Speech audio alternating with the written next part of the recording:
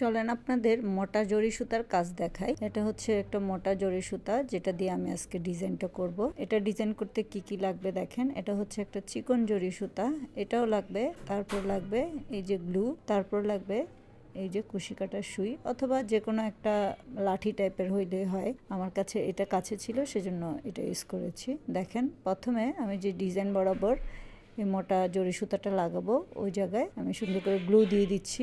এরপর গ্লুর চারপাশে এই যে জরি সুতাটা দিয়ে আটকে দিচ্ছি।